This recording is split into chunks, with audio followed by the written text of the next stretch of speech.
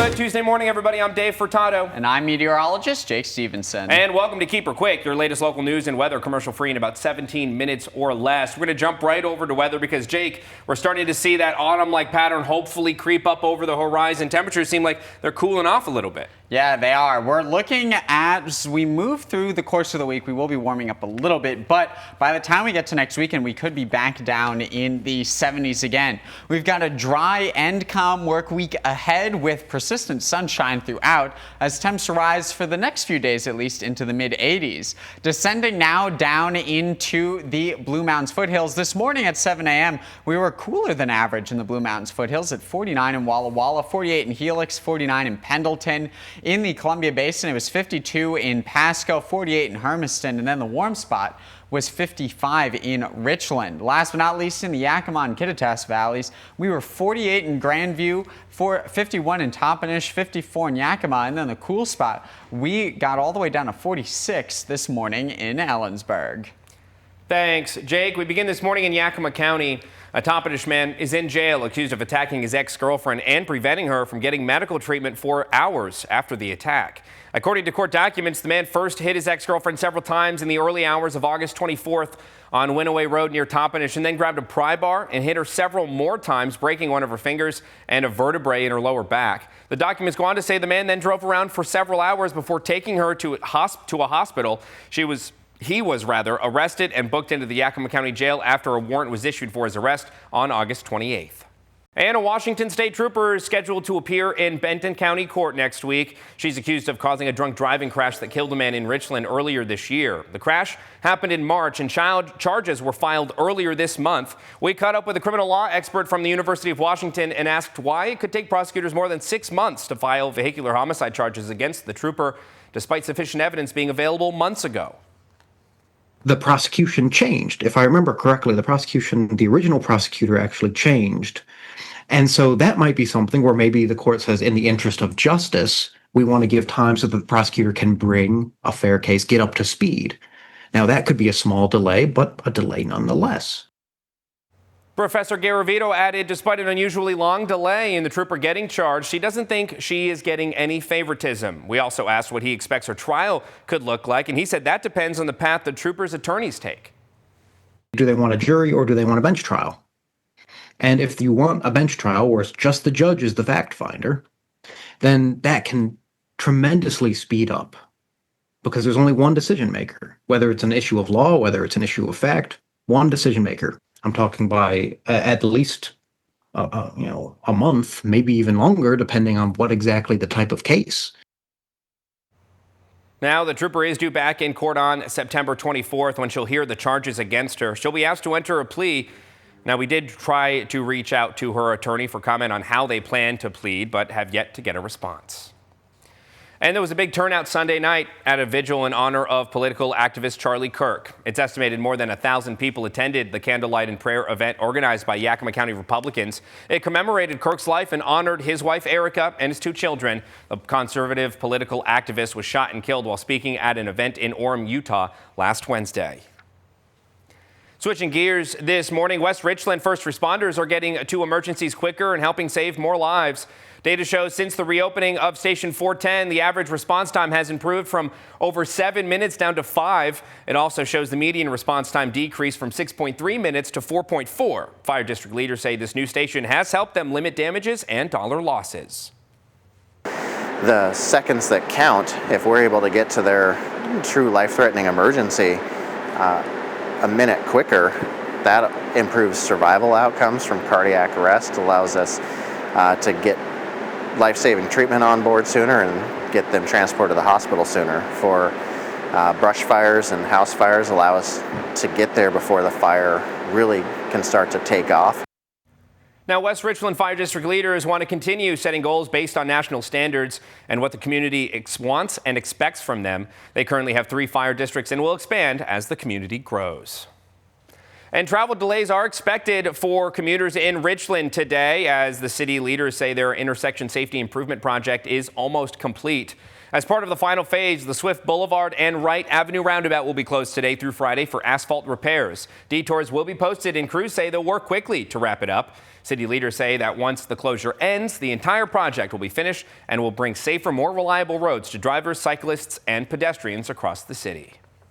And with that, let's jump right over to meteorologist Jake Stevenson to talk the weather. As folks get ready to head out the door today, specifically even these construction workers are going to be doing any of that asphalt stuff. Asphalt gets pretty warm during the application process, but temperatures aren't too bad for outdoor work. Yeah, they're really not. We're going to be getting up into the mid 80s throughout the day today, with some spots, especially in the Columbia Basin, getting up maybe even to 85 this afternoon. I would expect that probably somewhere between Richland and Hanford is where we'll see the warmest spot for this afternoon. We are going to be a bit cooler in the Kittitas and Yakima valleys, though. 80 in Ellensburg, 82 in Yakima, 83 in Sunnyside, and then in the Blue Mountains foothills, we're going to be 83 in Walla Walla and 81 in Pendleton. Now, we do have several fires still burning in the eastern half of the Cascades, but today the biggest risk for new fire starts are actually on the west side. So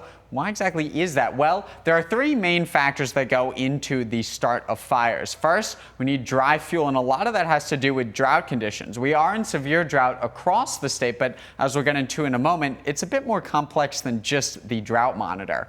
We also need relatively dry air, and relative humidities across the state, east and west, are pretty high today. So we'll also be taking a look at why that might be a factor. And then last but not least, wind gusts, because once you get a spark, the wind can whip it up and really turn it into a big fire. And that'll be mostly on the west side, where we'll be seeing the largest winds today. Now, starting with the rainfall component, although we are in severe drought, in the east side, we've been seeing pretty high rainfall totals over the last couple of days. This is the percent normal precipitation over the last month. So in the month of September, the last 15 days, we're at 200% precipitation rate in and around the Tri-Cities, whereas on the west side, only about a quarter of the expected rainfall so far this month. So even though we are in drought, the ground itself, relatively speaking, is moister on the east side. Furthermore, our relative humidity in this morning was very high, both on the west side, but then also here in the east side as well. As we continue through the day, relative humidity does drop, but the magic sweet spot for fire starts is below 30%, which, as you can see, we don't get down to at all throughout the day on the east side, but some spots on the west side will. Last but not least, taking a look at the wind component, on the east side today, we are pretty calm, whereas on the west side, we're getting winds up to 40 miles an hour. So despite most of the fires being in the eastern ridgeline of the Cascade Mountains, because of the conditions that we detailed just recently, the chances for new fire starts are going to be much greater on the west side today. Taking a look now at our 7-day forecast in Ellensburg, high of 80 today, where we're going to be warming up over the next couple of days into the mid-80s, 85 on Wednesday, 85 on Friday. Come the weekend, though, we will be cooling off into the 70s with even a slight chance of showers on Sunday. In Walla Walla, 82 today. We warm up to 86 by tomorrow and stick there on Thursday. But then Friday, some clouds start to enter into the equation again. And on Saturday, we're looking at a good mix of clouds and sunshine with highs in the low 80s. In Yakima, high of 81 today. We warm up to 86 tomorrow. And then Friday is the warm spot at 87. Sunshine throughout the work week. But then on Saturday, some clouds do start to come back into the mix. And then Sunday, even a slight chance of showers return to our region. Last but not least, in the Tri-Cities, 82 today, 85 tomorrow, 86 on Thursday is the warm spot for the week. On Friday, we cool back to 85 with some clouds entering the equation. And then on Saturday, we have that 50-50 split of clouds and sunshine as we cool off into the high 70s by next week. Thanks, Jake. Let's Go Washington is collecting signatures for two new initiatives ahead of the 2026 legislative session to give parents more control over their children's education. KIMA's Aiden Connor spoke to representatives on both sides of the issue and tells us more. Initiative 2081, which was aimed to give parents more control over their children's education, was combated by House Bill 1296, which removes several rights, including parental access to things like school letters, medical information, and more. Let's Go Washington, a political campaign in the state of Washington, reenacted the initiative to give parents more control. I believe parents are designed to love their kids regardless of what the kids do. Not every parent is perfect. I'm not saying that. I'm not saying there's not mistakes, but I guarantee you parents love their children 1,000 times more than any government employee could ever do. Washington State Representative and teacher Monica Stonier believes that Let's Go Washington's approach is indicative of Republicans attempting to disrupt trust in the public school system. For example, the far right wants parents to fear that schools are trying to keep secrets from them or to indoctrinate their students or to leave the parents out of the educational process. As a Washington State teacher, I'm evaluated on my ability to partner with parents. She says that the initiative is dangerous and paints a false image of the public school system. But Let's Go Washington wants to tell an entirely different story that's about secrecy and mistrust. And that is the danger in the initiatives. On the other hand, Brian Haywood of Let's Go Washington believes that Bill 1296 creates a false image of parents in the community.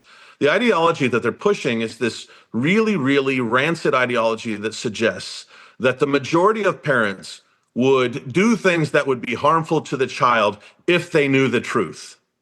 And because that's why you make a law that says categorically the school gets to decide what to tell the parents. That ideology is dangerous to children. It's dangerous to parents. It's dangerous to families. And that's what we're pushing back. Bill 1296 removes parents' ability to sue for violations of Initiative 2081. Let's Go Washington looks to change that. Reporting for Action News, I'm Aiden Connor. KIMA's Aiden Connor, thank you. And after Initiative 2081 passed in 2021, House Bill 1296 was passed in March in retaliation. Peace poles are being installed at all Sunnyside elementary schools as part of a collaboration between the district and Daybreak Rotary. Each pole features the message, "May peace prevail on earth," in multiple languages, including English, Spanish, Portuguese, and Yakama Nation, reflecting the diversity of the district's student population. Peace poles are recognized worldwide as symbols of unity and a shared commitment to peaceful communities.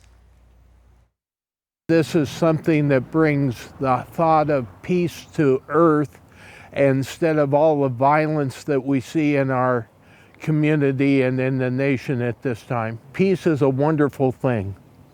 It makes us all work together, perform together, and it's what makes the world go around. With over 250,000 peace poles placed globally, the hope is that these new additions will serve as daily reminders for students and staff to foster respect, understanding, and collaboration. And speaking of Sunnyside, as students settle into the new school year, district leaders are enforcing a renewed push on an existing cell phone policy. The goal, limiting distractions in the classroom. KIMA's Anissa Williams tells us more.